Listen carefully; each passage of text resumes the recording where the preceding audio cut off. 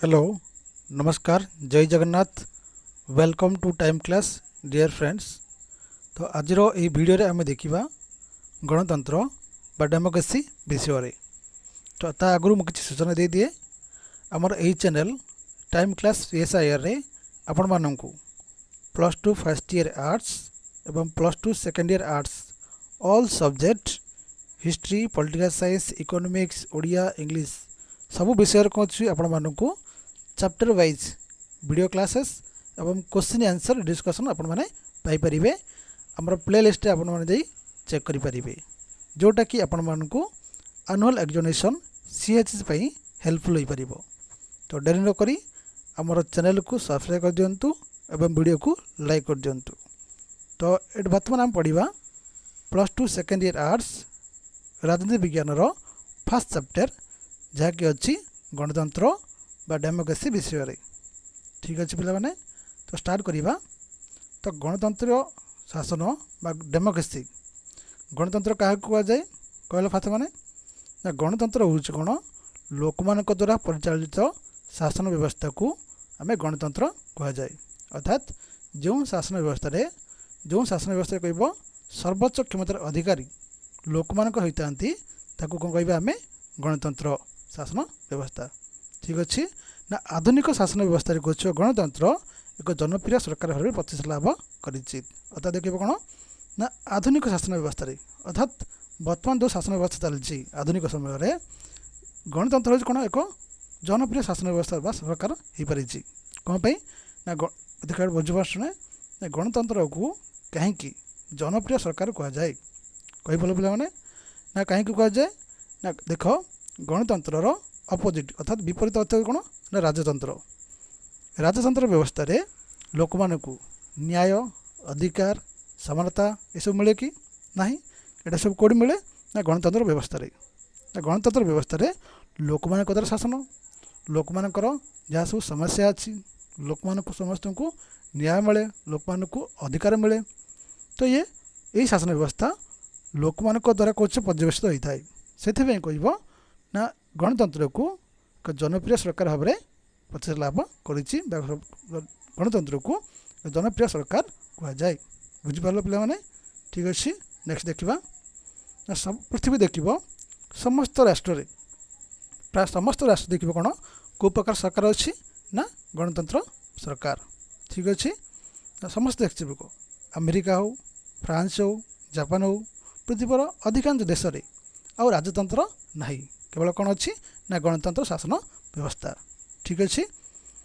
तो बर्तमान कहवा जे भारत को कहीं सर्वबृहत गणतांत्रिक राष्ट्र कह जाए कहीपर पे मैंने ना भारत को कहीं एक सर्वबृहत गणतांत्रिक राष्ट्र कह जाए एवं अमेरिका को कहीं एक सर्वपुरातन गणतांत्रिक राष्ट्र कह जाए कहीपर पे मैंने कमेंट लिखी आपण पठेबे। कहीं कह जाए ना भारत को भारत एक सार्वभौमत गणतांत्रिक राष्ट्र एथि कह जाए भारत हूँ कौन जनसंख्यार अधिक। ठीक अच्छे ना जनसंख्यार अधिक एवं डेमोक्रेसी बा गणतंत्र शासन व्यवस्था रही कहीं जनसंख्यार अधिक कहले क्या चाइना अच्छी चीन कौच कि चाइना कौन अच्छे गणतंत्र नहीं कि किए अच्छे सेकेंड भारत कौच पपुलेसन अधिक अर्थात आउ कौन अच्छे ना गणतंत्र शासन व्यवस्था जहाँकि कौन कह ना लोक मैंने सीधा सड़क बच्चे डायरेक्ट एवं इनडायरेक्ट प्रत्यक्ष कि परोक्ष भाव में क्षमतार राजनीतिक अंशग्रहण करते कौटी ना भारत में से कौच भारत हूँ कौन गोटे सार्वबृहत गणतांत्रिक राष्ट्र। ठीक अच्छे पे मैंने ओके देखा अमेरिका हो फ्रांस हो जापान हो पृथ्वी समस्त अंचल देख राष्ट्र देख कौन शासन व्यवस्था अच्छी ना गणतांत्रिक शासन व्यवस्था। ठीक अच्छे ना देखा ये गणतांत्रिक शासन व्यवस्था तार उत्पत्ति व जन्म लाभ कौटी करता देख प्राचीन ग्रीस कौटी पे मैंने प्राचीन ग्रीस रे प्रथम कौच गणतंत्र व्यवस्था आसीला। ठीक अच्छे ना गणतंत्र अर्थ हूँ कौन बा डेमोक्रेसी दुईटा कौच ग्रीक शब्द रू आसी गोटे हूँ कौन डेमोस आड़ हूँ कौन क्राटियस बा क्राटिया तार अर्थ हूँ कौन डेमोस अर्थ हूँ कौन गण बा लोक और क्राटस अर्थ हूँ कौन क्षमता अर्थात लोक मानकर बा गणकर क्षमता को कौन कह गणतंत्र। बुझीपार पे मैंने ଗଣତନ୍ତ୍ର ହେଉଛି କ'ଣ ଲୋକଶକ୍ତି ଅଥବା ଲୋକଙ୍କ କ୍ଷମତାକୁ କୁହାଯିବା ବୁଝାଏ। ଗଣତନ୍ତ୍ର ଅଛି କ'ଣ ଲୋକମାନଙ୍କର କ୍ଷମତା ବା ଲୋକଶକ୍ତିକୁ ଗଣତନ୍ତ୍ର କୁହାଯାଏ। ଠିକ୍ ଅଛି। ବର୍ତ୍ତମାନ ଦେଖିବେ ପିଲାମାନେ ଗଣତନ୍ତ୍ରର ବିକାଶ ଡେଭଲପମେଣ୍ଟ ଅଫ୍ ଡେମୋକ୍ରେସି। ତା ସମୟକ୍ରମରେ ଏହି ଗଣତାନ୍ତ୍ରିକ ଶାସନ ବ୍ୟବସ୍ଥା କିପରି ସୁଦୃଢ଼ ହୋଇଥିଲା ତ ଏହି ବିଷୟରେ ଆମେ ଦେଖିବା। ତ ଦେଖନ୍ତୁ ଖ୍ରୀଷ୍ଟପୂର୍ବ ପଞ୍ଚମ ଶତାବ୍ଦୀରେ କ'ଣ ହେଲା ନା ପ୍ରାଚୀନ ଗ୍ରୀସରେ ଏଇ ଯେଉଁ ଗଣତନ୍ତ୍ର ଶାସନ ବ୍ୟବସ୍ଥାଟା ଆରମ୍ଭ ହୋଇଥିଲା। କେଉଁଠି ପିଲାମାନେ ନା ପ୍ରାଚୀନ ଗ୍ରୀସରେ। କେବେ ଖ୍ରୀଷ୍ଟପୂର୍ବ ପଞ୍ଚମ ଶତାବ୍ଦୀରେ। ତ ସେଇ ଗ୍ରୀସର ଦୁଇ ଜଣ ଦାର୍ଶନିକ କିଏ ଥିଲେ ପେରିକ୍ଲିସ୍ ଆଉ ସକ୍ରେଟିସ୍। ଏଇ ଦୁଇ ଜଣ କ'ଣ ଗ୍ରୀକ୍ ଦାର୍ଶନିକ ଏଇ ଗଣତାନ୍ତ୍ରିକ ଶାସନ ବ୍ୟବସ୍ଥାକୁ ଲୋକଲୋଚନକୁ ଆଣିଥିଲେ ବା ଲୋକପ୍ରିୟ କରାଇଥିଲେ। କେଉଁଠି ପିଲାମାନେ ନା ପ୍ରାଚୀନ ଗ୍ରୀସରେ। ଆଉ ସେଇ ପ୍ରାଚୀନ ଗ୍ରୀସର ନଗର ରାଜ୍ୟରେ ଏଇ ଗଣତନ୍ତ୍ର ଶାସନ ବ୍ୟବସ୍ଥା ପ୍ରଥମେ ଆରମ୍ଭ ହୋଇଥିଲା। କେଉଁଠି ପିଲାମାନେ ପ୍ରାଚୀନ ଗ୍ରୀସର ନଗର ରାଜ୍ୟ ଯେଉଁଟା କହୁଛ ସିଟି ଷ୍ଟେଟ୍। ଏଠି ପ୍ରଥମେ ଗଣତନ୍ତ୍ର ଶାସନ ବ୍ୟବସ୍ଥାର ଆରମ୍ଭ ହୋଇଥିଲା। ଠିକ୍ ଅଛି। ତ ଆଉ ପୁଣି ଦେଖନ୍ତୁ ମଧ୍ୟଯୁଗ ସମୟରେ ପୁଣି ଥରେ କ'ଣ ଇଂଲଣ୍ଡରେ ଗୌରବମୟ ବିପ୍ଳବ ଗ୍ଲୋରିୟସ୍ ରିଭଲ୍ୟୁସନ୍ ଯେଉଁଟା କେବେ ହେଇଥିଲା ପିଲାମାନେ 1688 ମସିହାରେ। ତ ଏଇ ଗ୍ଲୋରିୟସ୍ ରିଭଲ୍ୟୁସନ୍ ବା ଗୌରବମୟ ବିପ୍ଳବରେ କ'ଣ ହେଇଥିଲା ନା ଇଂଲଣ୍ଡରେ ଦେଖୁଛ ବ୍ରିଟିଶ ଏ କ'ଣ ছিল ରାଜତନ୍ତ୍ରକୁ ହଟେଇକିରି। ଠିକ୍ ଅଛି। ତ ଗଣତନ୍ତ୍ର ପ୍ରତିଷ୍ଠା କରିବା ପାଇଁ ଆଥଲେଟିକ୍ ଏବଂ କାଥଲେଟିକ୍ ଦୁଇଟା ଗୋଷ୍ଠୀ ମଧ୍ୟରେ କ'ଣ ଥିବ ଏହି ବିବାଦ ରହିଥିଲା। ତ ପରବର୍ତ୍ତୀ ସମୟରେ କ'ଣ ହେଲା ନା କିଙ୍ଗ ଚାର୍ଲସ ଟୁ ଅଛନ୍ତି ତାଙ୍କୁ ହତ୍ୟା କରିକିରି ଇଂଲଣ୍ଡରେ ପାର୍ଲାମେଣ୍ଟାରୀ ଫର୍ମ ଅଫ୍ ଗଭର୍ଣ୍ଣମେଣ୍ଟ ଯେଉଁଟା କହୁଛ ସଂସଦୀୟ ଗଣତନ୍ତ୍ର ବ୍ୟବସ୍ଥା ପ୍ରତିଷ୍ଠା ଲାଭ କରିଥିଲା, ଯାହାକି ଗଣତନ୍ତ୍ରୀୟ ଶାସନ ବ୍ୟବସ୍ଥା ଆହୁରି ସୁଦୃଢ଼ କରିଥିଲା।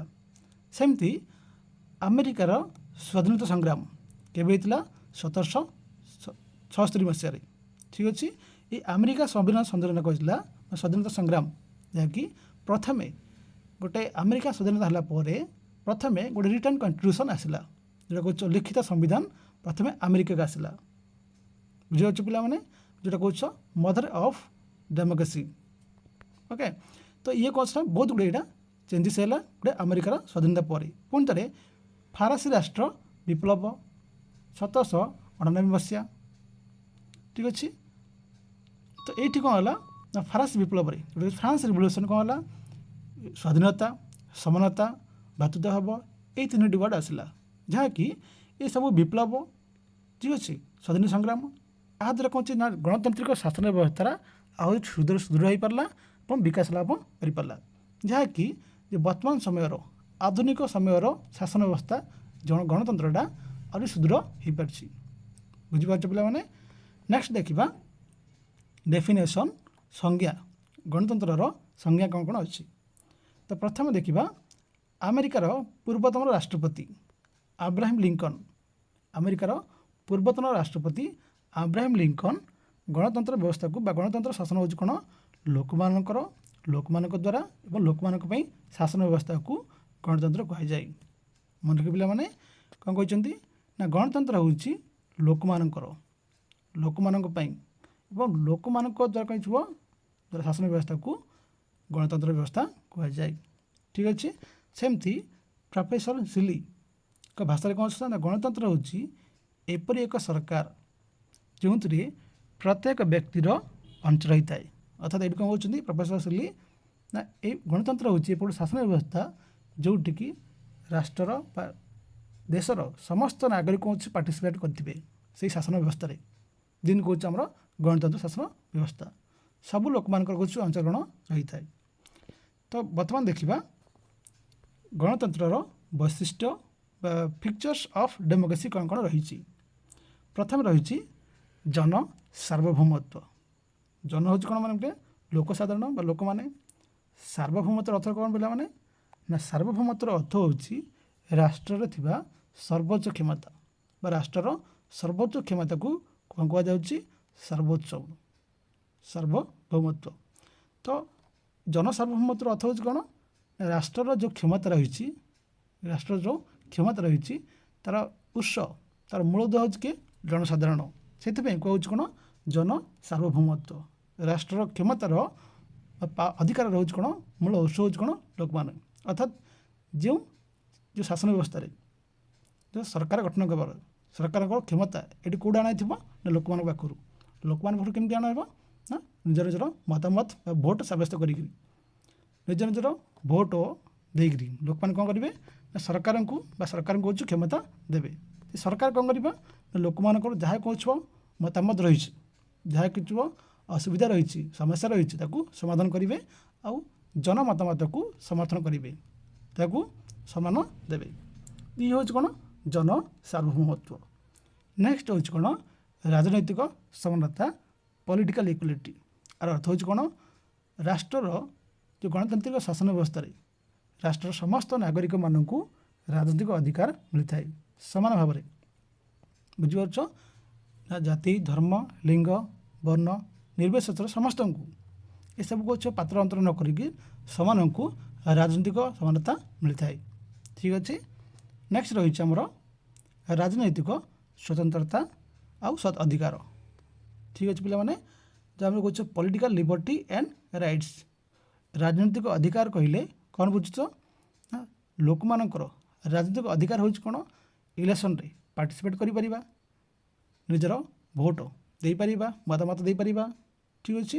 ଯେକୌଣସି ସଂଗଠନ ରାଜନୈତିକ ଦଳ ଗଠନ କରିପାରିବା, ବୁଝୁଛ, ସରକାରଙ୍କୁ ବିରୋଧ କରିପାରିବା, ସରକାରଙ୍କୁ ସମର୍ଥନ କରିପାରିବା, ବୁଝୁଛ। ଏହି ହେଉଛି କ'ଣ ଗୋଟେ ବ୍ୟକ୍ତିର ରାଜନୈତିକ ଅଧିକାର।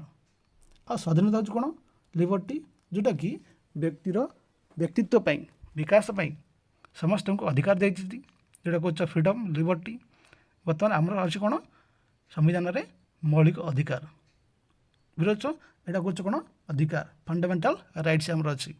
ଠିକ୍ ହେଉଛି କ'ଣ ବ୍ୟକ୍ତିକୁ ଯେକୌଣସି ଭ୍ରମଣ କରିପାରିବା ହେଉ, ସାବଳକ ମତାମତ ହେଉ, ନିର୍ବାଚନରେ ଅଂଶଗ୍ରହଣ ହେଉ, ଇଏ ହେଉଛି କ'ଣ ଆମର ହେଉଛି ମୌଳିକ ଅଧିକାର ସହିତ ଆମର ରାଜନୈତିକ ଅଧିକାର ମଧ୍ୟ ପ୍ରଦାନ କରୁଛି।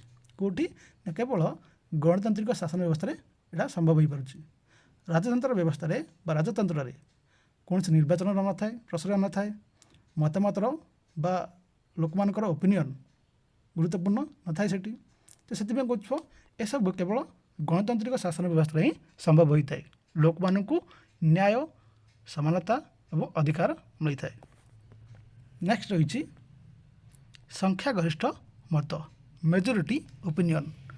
ସଂଖ୍ୟାଗରିଷ୍ଠ ମାନେ କ'ଣ ଯେ ଗଣତାନ୍ତ୍ରିକ ଶାସନ ବ୍ୟବସ୍ଥାରେ ଲୋକମାନଙ୍କର ସଂଖ୍ୟା ଯାହା କହୁଛ ମତାମତ ଯାହା ରହିବ ସେମାନଙ୍କର ସଂଖ୍ୟା ଯଦି ଅଧିକ ରହିବ, ବୁଝିପାରୁଛ ପିଲାମାନେ, ତାକୁ ସଂଖ୍ୟାଗରିଷ୍ଠତା କହିବା ଆମେ। ଓକେ, ସପୋଜ ନିଆଯାକୁ ଗୋଟେ କ୍ଲାସ୍ରେ ବା ଗୋଟେ ଇଲେକ୍ସନରେ ଜଣେ ଲିଡର 100 ଭୋଟ୍ ପାଉଛି। ଓକେ, ତାର ଫ୍ରି ପପୁଲେସନ୍ ସେ ଏରିଆରେ କ'ଣ ହେଉଛି ପପୁଲେସନ୍ ହେଉଛି 500 ଲୋକ। ଗୋଟେ ଲିଡର କ'ଣ ଅଛି 500ଟା ଭୋଟ୍ ପାଉଛି, ଆଉ ଗୋଟେ କିଏ ଅଛି ନା 400 ଭୋଟ୍ ପାଉଛି। ତାହେଲେ ମେଜରିଟି କିଏ ହେଲା ସେ 400 ଭୋଟ୍ ପାଇଥିବା ଲିଡର। ସିଏ ହେଉଛି କ'ଣ ସଂଖ୍ୟାଗରିଷ୍ଠ ଲାଭ କରିବ, ସେ କ୍ଷମତାକୁ ଆସିବ। ତ ସେମିତି କହୁଛି କ'ଣ ସଂଖ୍ୟାଗରିଷ୍ଠ ହେଉଛି କ'ଣ ଗଣତନ୍ତ୍ରରେ ସଂଖ୍ୟା ହେଉଛି କ'ଣ ମାନେ ମେଜରିଟି ଯିଏ ହେଇଥିବ ସେ କ୍ଷମତାକୁ ଆସିପାରିବ ଆଉ ସେ ତାର ଦେଇପାରିବ ମତାମତ। ସେମିତି ଦେଖିବ ସହନଶୀଳତା, ଟଲରେନ୍ସ। ତ ଗଣତନ୍ତ୍ର ଶାସନ ବ୍ୟବସ୍ଥାରେ ଅନ୍ୟ ଏକ ଲକ୍ଷଣ ହେଉଛି କ'ଣ ନା ଟଲରେନ୍ସ ବା ସହନଶୀଳତା। ଏଠି କ'ଣ କରାଯାଇଥିଲା ନା ସଂଖ୍ୟାଗରିଷ୍ଠକୁ ଗୁରୁତ୍ୱପୂର୍ଣ୍ଣ ଦିଆଯାଏ, ଯେଉଁମାନେ ମେଜରିଟି ହାସଲ କରିଥିବେ। କିନ୍ତୁ ଆଉ ଯେଉଁ ରହିଲେ ମାଇନରିଟି ବା ସଂଖ୍ୟାଲଘୁ, ବୁଝିପାରୁଛ। ତ ସଂଖ୍ୟାଲଘୁମାନଙ୍କର ହେଉଛି ଯେଉଁ ମତାମତ ରହିଛି, ଯାହା ସବୁ ସମସ୍ୟା ରହିଛି, ତାକୁ ମଧ୍ୟ କ'ଣ ଅଛି ଗଣତନ୍ତ୍ର ଶାସନ ବ୍ୟବସ୍ଥା ଗୁରୁତ୍ୱପୂର୍ଣ୍ଣ ଦେଇଥାଏ। ବୁଝିପାରୁଛ ପିଲାମାନେ। ଯେମିତି ଦେଖିବାକୁ ହିନ୍ଦୁ, ଇଣ୍ଡିଆରେ କହିବା ହିନ୍ଦୁ, ଇଏ ହେଉଛି କ'ଣ ମେଜରିଟି। ମାଇନରିଟି କେଉଁମାନେ ରହିଲେ ଖ୍ରୀଷ୍ଟିଆନ, ଜୈନିଜିମ୍, ବୁଦ୍ଧିଜିମ୍, ଏସବୁ କ'ଣ ଅଛି ମାଇନରିଟି ରହିଲେ। ତ ଏମାନଙ୍କ କ'ଣ ଅଛି ମତାମତ ହେଉ, ବୁଝିପାରୁଛ, ସେମାନଙ୍କର କଲଚର ହେଉ, ପରମ୍ପରା ହେଉ, ଆମେ ସବୁକୁ ସମ୍ମାନ ଦେବା, କାହିଁକି ଏମାନେ ହେଉଛି ସଂଖ୍ୟାଲଘୁ। ବୁଝିପାରୁଛ ପିଲାମାନେ। ଇଏ ହେଉଛି କ'ଣ ଗଣତନ୍ତ୍ରର ଅନ୍ୟ ଏକ ଲକ୍ଷଣ। ଆଉ ରହିଲା କ'ଣ ଲୋକ ବିତର୍କ ବା ଆଲୋଚନା, ଓପେନ୍ ଡିବେଟ୍ ଆଣ୍ଡ ଡିସ୍କସନ୍।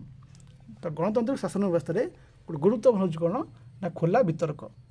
ଯେକୌଣସି ଆମର ରାଜନୀତି ହେଉ, ଯେକୌଣସି ଅଫିସର ହେଉ ନା କାହିଁକି, ତ ଯିଏ ଅଥରିଟି ଯିଏ କ୍ଷମତା ରହିଛି ତାକୁ ଆମେ କହୁଛୁ ଯେକୌଣସି ପ୍ରଶ୍ନ କରିପାରିବା। କାହିଁକିନା ଗଣତାନ୍ତ୍ରିକ ଶାସନ ବ୍ୟବସ୍ଥାରେ ସରକାର ବା ଅଥରିଟି ଲୋକମାନଙ୍କ ପାଇଁ ବା ଲୋକମାନଙ୍କୁ ହେଉଥିବା ଉତ୍ତରଦାୟିତ୍ୱପୂର୍ଣ୍ଣ। ଯେକୌଣସି କାର୍ଯ୍ୟ କରିବେ ଲୋକମାନଙ୍କର ହେଉଛି ଉତ୍ତରଦାୟିତ୍ୱ ରହିବେ। ସେଥିପାଇଁ ରହୁଛି କ'ଣ ଓପେନ୍ ଡିବେଟ୍, ଖୋଲା ବିତର୍କ। ବୁଝୁଛ, କାହିଁକିନା ଲୋକମାନଙ୍କୁ ଅଧିକାର ମିଳିଛି କିଛି ଯେକୌଣସି ସରକାରଙ୍କୁ ବିରୋଧ କରିପାରିବ ଆଉ ସପୋର୍ଟ ବି କରିପାରିବ। ବୁଝିପାରୁଛ ପିଲାମାନେ। ନେକ୍ସଟ ରହିଛି ମୁକ୍ତ ସମାଜ ବା ଓପେନ୍ ସୋସାଇଟି। ତ ଇଏ କ'ଣ ଅଛି ଲୋକମାନଙ୍କୁ ସମାନ ଗଣତନ୍ତ୍ର ଶାସନ ବ୍ୟବସ୍ଥାରେ ସମାଜକୁ ମୁକ୍ତ କରାଯାଇଛି। ତା'ମାନେ ହେଉଛି କ'ଣ ସ୍ୱାଧୀନତା ପ୍ରଦାନ କରାଯାଇଛି ସମାଜରେ। ଲୋକମାନଙ୍କୁ ଯେକୌଣସି କଟକଣା ରହିବ ନାହିଁ। କ'ଣ ଯେକୌଣସି ବ୍ୟକ୍ତି ଭାରତରେ ଭ୍ରମଣ କରିପାରିବ, ବୁଲିପାରିବ, ରହିପାରିବ। ଇଏ କ'ଣ ଓପେନ୍ ସୋସାଇଟି। ଆମର ରାଷ୍ଟ୍ର ଭିତରେ ଯେକୌଣସି ମଧ୍ୟ କାମ କରିପାରିବ। ତ ଇଏ ହେଉଛି କ'ଣ ଆମର ମୁକ୍ତ ସୋସାଇଟି ହେବା ଦ୍ୱାରା କ'ଣ ହେବ, ଲୋକମାନେ ନିଜର ଭାବର ଆଦାନ ପ୍ରଦାନ କରିପାରିବେ। ବୁଝିପାରୁଛ, ନିଜର ସମସ୍ୟା ଅନ୍ୟକୁ ବା କ'ଣ କରିବା ଯେକୌଣସି କାହିଁକି ସେମାନଙ୍କର ସାମାଜିକ ବିକାଶ ହେଇପାରିବ କେତେବେଳେ ଓପେନ୍ ସୋସାଇଟି ରହିବା ଦ୍ୱାରା। ତ ରାଜନୈତିକ ଦଳ କହୁଛୁ ଉପସ୍ଥିତି। ତ ଗଣତନ୍ତ୍ର ଶାସନ ବ୍ୟବସ୍ଥାରେ ଆଉ ଗୋଟେ ଲକ୍ଷଣ ହେଉଛି କ'ଣ ପିଲାମାନେ ନା ପ୍ରେଜେନ୍ସ ଅଫ୍ ପଲିଟିକାଲ୍ ପାର୍ଟିସ୍। ଓକେ, ତ ରାଜନୈତିକ ଦଳ ଗୁଡ଼ିକ କ'ଣ ଅଛି କ୍ଷମତା ପାଇଁ ବା ସରକାର ଗଠନ କରିବା ପାଇଁ ନିର୍ବାଚନରେ ପ୍ରତିଦ୍ୱନ୍ଦ୍ୱୀ କରିଥାନ୍ତି। ଏଇଟା କେବଳ ଗଣତାନ୍ତ୍ରିକ ଶାସନ ବ୍ୟବସ୍ଥାରେ ରହିଥାଏ, କିନ୍ତୁ ଡାଇରେକ୍ଟ ଡେମୋକ୍ରେସି ଏଇଟା ନଥାଏ। ପଢ଼ିବା ପିଲାମାନେ ଗଣତାନ୍ତ୍ରିକ ପ୍ରକ୍ରିୟା କହୁଛୁ ପ୍ରକାର ଭେଦରେ ଏଇଟା ପଢ଼ିବା। ବୁଝିପାରୁଛ ପିଲାମାନେ, ଯେ କହୁଛୁ ଏକଦଳୀୟ ବ୍ୟବସ୍ଥା, ବହୁଦଳୀୟ ବ୍ୟବସ୍ଥା। ତ ଇଏ କ'ଣ ଅଛି କେବଳ ଗଣତାନ୍ତ୍ରିକ ଶାସନ ବ୍ୟବସ୍ଥାରେ କ'ଣ ଅଛି ଦଳ ବ୍ୟବସ୍ଥା ରହିଥାଏ। ଠିକ୍ ଅଛି। ତାପରେ ଅଛି ନିର୍ବାଚନ ମାଧ୍ୟମରେ ସରକାର ଗଠନ। ତ ଗଣତନ୍ତ୍ରର ଆଉ ଗୋଟେ ଲକ୍ଷଣ ହେଉଛି କ'ଣ ପିଲାମାନେ ନା ଇଏ ନିର୍ବାଚନ କରିଥାଏ। ନିର୍ବାଚନ ଲୋକମାନଙ୍କ ଦ୍ୱାରା ଶାସନ ବ୍ୟବସ୍ଥା ଏଇଟା। ତ ଲୋକମାନଙ୍କୁ ଯାହା ଓପିନିଅନ୍ ଦେବେ, ମତାମତ ଦେବେ, ଯେ ମେଜରିଟି ସଂଖ୍ୟାଗରିଷ୍ଠ ଯାହା ହେବ ସେଇ ଅନୁସାରେ କ'ଣ ସରକାର ଗଠନ କରାଯିବ। ତ ଇଏ କ'ଣ କରିବ ସଂଖ୍ୟାଗରିଷ୍ଠ ବା ନିର୍ବାଚନ ମାଧ୍ୟମରେ ସରକାର ଗଠନ ହୋଇଥାଏ। ଆଉ ହେଉଛି କ'ଣ ନା ଶାନ୍ତିପୂର୍ଣ୍ଣ ଉପାୟରେ ସମ୍ବିଧାନ କହୁଥିବ ସରକାର ଗଠନ ବା ପରିବର୍ତ୍ତନ ହୋଇଥାଏ। ନିର୍ବାଚନ ହେଉଛି ନିର୍ବାଚନ ହେଲା ପରେ ଯେଉଁ ସରକାର ଯିଏ କହୁଛି ରାଜନୈତିକ ଦଳ କ୍ଷମତା ହାସଲ କରିଥିବ, ସଂଖ୍ୟାଗରିଷ୍ଠ ହାସଲ କରିଥିବ, ସେ ସରକାର ଗଠନ କରିବ ଏବଂ ସଂଖ୍ୟା ଲଘୁ ହେଉଥିବ ସିଏ କ'ଣ କରିବ ସରକାର ଭାଙ୍ଗିବ। ଇଏ କହୁଛି ଶାନ୍ତିପୂର୍ଣ୍ଣ ଭାବରେ ସରକାର ପରିବର୍ତ୍ତନ ହୋଇଥାଏ। ଲୋକମାନଙ୍କର ମତାମତକୁ ସମସ୍ତ ରାଜନୈତିକ ଦଳ ସରକାର ପହଞ୍ଚିବେ ସହମତ ସହିତ ଏବଂ ବୁଝିବ ସମ୍ମାନ ଦେଇଥିବେ। କୌଣସି ମଧ୍ୟ ଗଣତନ୍ତ୍ରରେ କ୍ଷମତା ପରିବର୍ତ୍ତନର ଯୁଦ୍ଧ, ସଂଘର୍ଷ, ସଂଗ୍ରାମ ନଥାଏ। ଇଏ କହୁଛ ଶାନ୍ତିପୂର୍ଣ୍ଣ ଭାବରେ ଜନମତାମତକୁ ସମ୍ମାନ ଦେବେ। କେଉଁମାନେ ରାଜନେତାମାନେ ଏବଂ ରାଜନୈତିକ ଦଳମାନେ। କେବଳ ଏହା ରାଜନୈତିକ ବା କହୁଛ ଗଣତାନ୍ତ୍ରିକ ଶାସନ ବ୍ୟବସ୍ଥାରେ ସମ୍ଭବ ହୋଇଥାଏ। ଠିକ୍ ଅଛି ପିଲାମାନେ। ତ ନେକ୍ସଟ କ୍ଲାସ୍ରେ ଦେଖିବା ଆମେ ଅନ୍ୟ ଏକ ଭିଡ଼ିଓରେ। ଭିଡ଼ିଓକୁ ଲାଇକ୍ କରିଦିଅନ୍ତୁ ଏବଂ ସବସ୍କ୍ରାଇବ୍ କରିଦିଅନ୍ତୁ।